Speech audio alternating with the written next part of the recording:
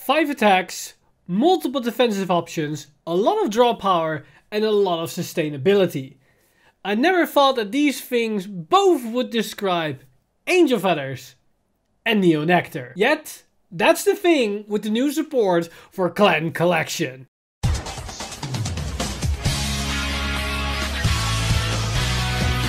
Stand up! Vanguard! Hey Feathers, welcome back to another card update, and today we once again continue our journey across all the reveals for Clan Collection. In this case, that arrives us to the new support for Angel Feathers and Neo Nectar. And interesting enough, for Angel Feathers we see something we've seen before done twice, but in this case it's a lot more generic and has a lot of future potential. Although it feels a bit underwhelming today, could definitely change with more support. And in the cases of Neo Nectar, we go back to the past to something we've seen before, but with a different twist, which might spice up things a little bit. So first off, let's take a look at the new Angel Feather cards to see what this new potential multi-tech engine has in store for us and how this reminds us to what we've seen before with the Celestial archetype as well as with the Nocio archetype. So first off, we got a brand new grade 1 in the likes of Berry Berry Beat Angel. And this grade 1 is essentially a mix between two other grade 1s we've seen before. First off, we have the skill Auto when this unit is ruled upon, cost counter +1, put the top card of your deck into your damage zone, choose a card from your damage zone and call the rearguard circle. I think we've seen this skill on like 2 other grade 1s, only in this case it costs a counterblast, and I'm not sure if it's also the case for the other ones, but I'm not really a fan of this skill for the sheer fact that you don't have a lot of options for this effect. Like, you want to call a card you counterblast, which means you're dependent on your first damage. If that first damage is an ideal card, that means you're not going to get a lot of value out of this skill. Now, of course, if you damage yourself, then you can get that card if it's a really good card, but that means you will have to pay a counterblast to get that card onto the field, which honestly is the same value like we've seen in a lot of other clans, but you don't want to play fair. You want to cheat a little bit with your skills to actually get the value you need in order to compete in today's format. So this skill, not the greatest. But the second skill might come up as we have Continuous Rearguard Circle. If there's a protect marker on this unit's circle, this unit gets intercept and auto. When this unit intercept, this unit gets plus 5k shield until the end of the battle and can intercept from the back row. Again, a skill we've seen before in other grade 1. I believe the Malkuth Malek grade 1 could do the same thing, but overall it's great to see another card in the grade 1 slots that can do this, which means we can run a very defensive lineup for Angel Feathers. So we have a whole plethora of cards that can generate a lot of shield while being safe in the back row, except for control options, of course. And in combination with the protect marker, this is essentially 25k shield, which is nothing to scoff at because 25k shield can do a whole lot. Now, if we move up to the grade 2, we see the same story happen before us as we see a card with 2 skills we've seen before on 2 other cards. As first off, we have Auto. When a unit is placed on the Vanguard Circle or Rearguard Circle with a protect marker, choose one of your opponent's rearguards and you may put it into their damage zone face up. If you put a card in their damage zone, your opponent chooses a card from the damage zone and heals it. So it's basically the Angel Feather spot removal, but it also allows our opponents to potentially countercharge, which isn't ideal. But then it also has the effect Continuous Rearguard Circle. If there's a protect marker on this unit's circle, this unit gets power plus 10k. So again, a beater for Angel Feathers that synergizes a bit with the protect marker, and where the grade 1 is essentially 25k shield in combination with the protect marker shield, this becomes a 24k beater with the protect marker's power increase, and also it becomes a 15k interceptor. So overall, a pretty decent stat line on a card that can potentially also be used as a removal card for Angel Feather. Now overall, I'm not too excited about these removal type skills for Angel Feathers, as it gives our opponent agency of potential value they can generate off the counter charge, which can be a bit detrimental. So it's a bit iffy. But this card could be insane if we ever get a card in Angel Feathers, and I don't know if we have like a skill that does this, where we force our opponent to always choose a face-up card to heal. I feel like there was a card for Angel Feathers that like synergized with the fact that your opponent didn't really want to choose like face-up damage, but I doesn't really come up the top of my head which card that is, if there's any. But if we ever get a card that like force our opponent to always choose face-up cards, then spot removal like this could be really, really solid. Now overall, these cards are very relatively generic, and we've seen skills like these before, so there's nothing really new to the table. But that brings us to the new grade 3, which on first glance isn't really anything new, but once you take a look at the details of the skills, it's actually a bit different we've seen before, which allows us to do a lot more interesting things. Because for the Grade 3, we got Circular Saw Kyriel. And Kyriel has the effect auto when the unit is placed in the Vanguard circle. If you have a circle with a protect marker, cost count +1 and get an imaginary gift protect. So essentially on the right, get 2 protect markers, which is great because it allows us to accelerate more shield options as well as power on the board, and allows us to get more value off the grade 1 and grade 2s and all the other cards, because we have a whole plethora of cards with Angel Feathers that synergize with protect 2. So this allows us to benefit from that more. So it's similar to Malk of Malak being able to superior ride, but in this case you're less piece reliant, and it is basically just on right get 2 protect markers, which honestly isn't terrible. But then it also has the effect Continuous of Vanguard Circle. During a turn, this unit gets power plus 5k for each protect markers on your circle. So on right, get 2, and this Vanguard gets plus 10k power. And next turn gets plus 20k power, you have 4 protect markers, and etc, etc, etc. So it scales pretty decently. It's not amazing, but it's a nice bonus, which means we can hit over a lot of base power Vanguards. But then it also has the following effect, which changes things up a bit, as we have Auto Vanguard Circle. When this unit attacks, cost counter +1 and soul +1, choose up to the same number of cards from your damage zone as the number of rearguards with protect markers, call them to the rearguard circle, and all of the auto abilities of those cards cannot activate from this call.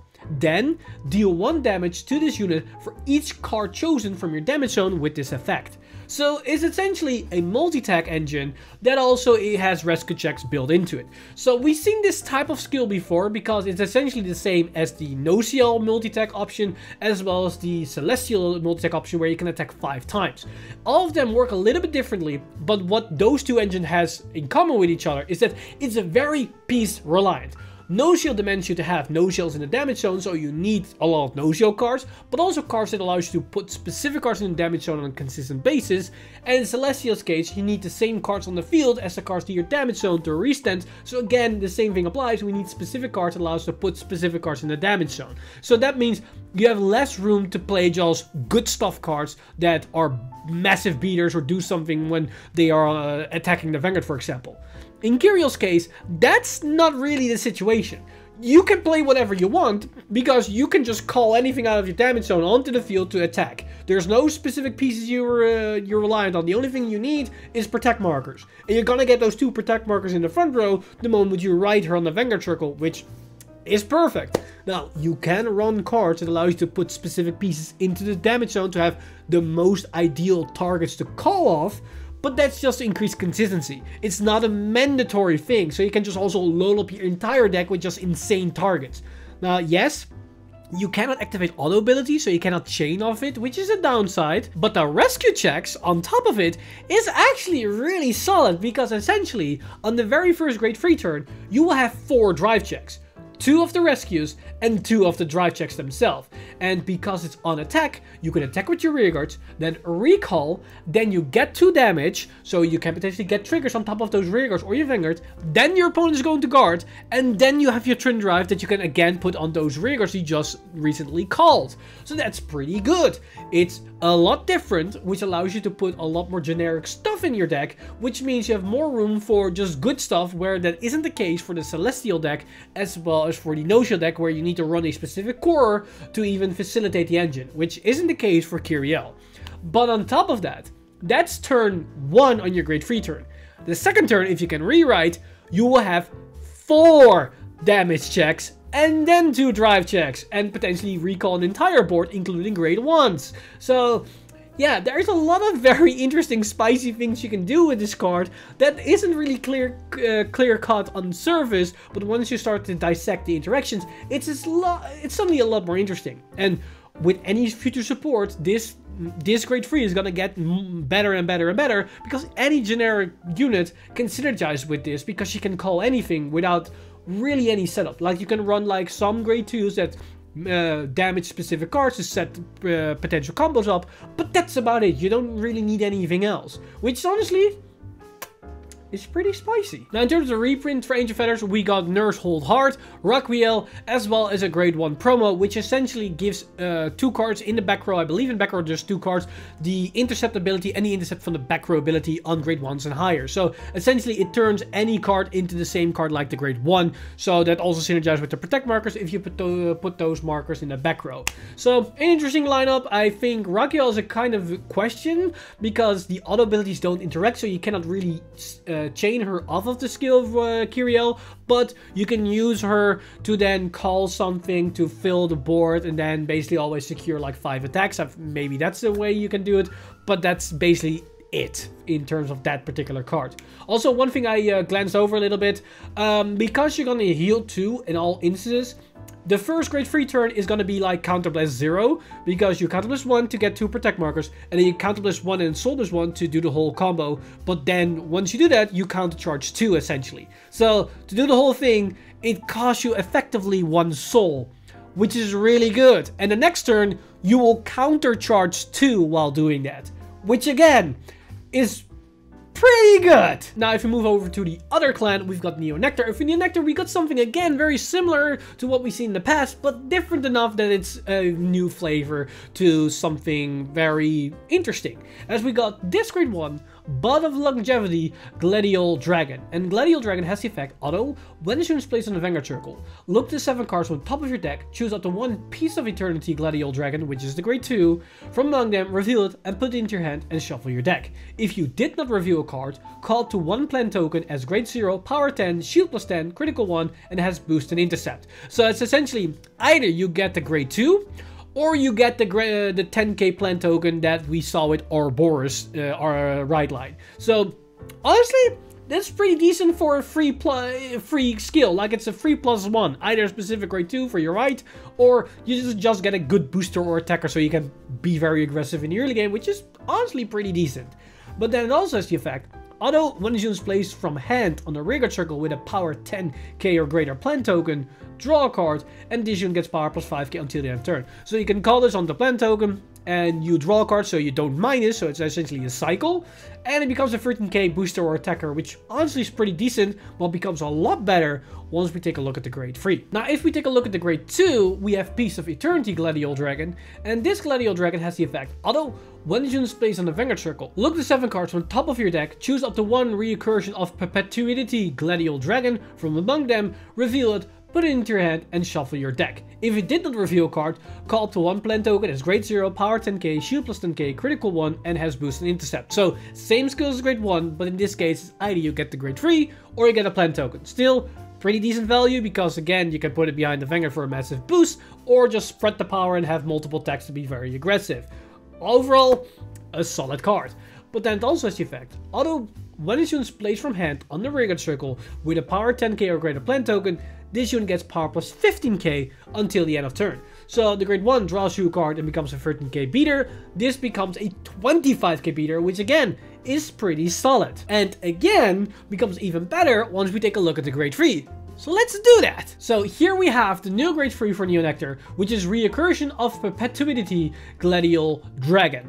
And this Gladiol Dragon has the effect, contains a Vanguard Circle. The plant tokens you call are called as grade 0, power 10k, shield plus 10k, critical 1, and have boost and intercept.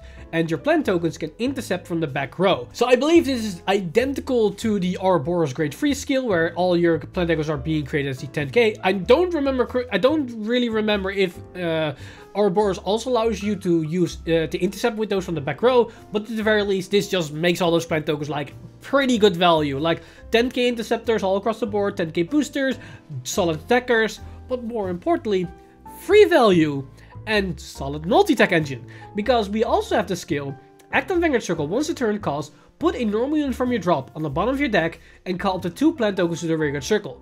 This is free value. It's the freest value you can generate. Like Ouroboros Dragon had this similar skill, but you need to retire one of your units. In this case, you don't. You go +2 on cards essentially every single turn, which is really good. So overall, this is a really solid skill because it's 20k power to the board, 20k shield to the board, or 2 extra free attacks to the board. Because we also have the third effect, which is auto Vanguard Circle. When its unit attacks, cost counter +1, draw a card, choose up to 2 cards from your hand, and call them to the rearguard circle with plant tokens. So essentially, you create those 2 plant tokens for free, you call them to the front row, you can attack with them, they're 10k, so if you went first, you attack into a 10k base grade 2, you also have force markers, which you can put onto them, which makes them really solid beaters, you can attack with them, and then use the skill to recall 2 cards on top of the plant tokens, and have 2 additional attacks. And in combination with the grade 1 and grade 2 we just saw, those extra cards you call can generate more power, but also free card advantage, because the grade 1 draws a card. So suddenly, those free tokens you generated actually become card advantage, which is really good. But also, those multi-attacks become solid beaters, because in the likes of the grade 2, that's a 25k beater you just call to the field, which hits basically over anything, which is really, really good.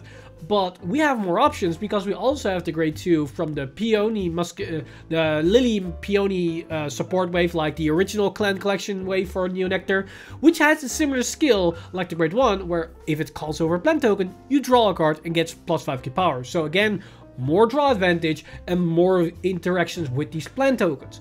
But we also have a grade 1, which has the skill that every time a unit is superior called, it gets plus 3k power. So by calling 2 plant tokens, it gets plus 6k, and then by superior calling 2 cards from hand, it's another 6k, which is plus 12k on the 8k base, which then becomes a 20k booster on the final attacks, which means you're gonna hit for massive numbers out of nowhere. And it can also be behind the Vanguard, because it still is during the attack phase. So that 20k will then be transferred to your Vanguard as well. So overall, even though this looks very similar to Ouroboros, this is a lot different, because it has the multi-attack synergy on top of everything. And it's synergized with a lot of very interesting cards that allow you to turn those plant tokens into draw hard card advantage. And we already have other cards that turn themselves into multiple plant tokens, so now we can turn everything in a very solid resource engine for almost no cost. And the fact that this creates 2 tokens out of thin air for absolutely nothing is really good. And because you shuffle back normal units,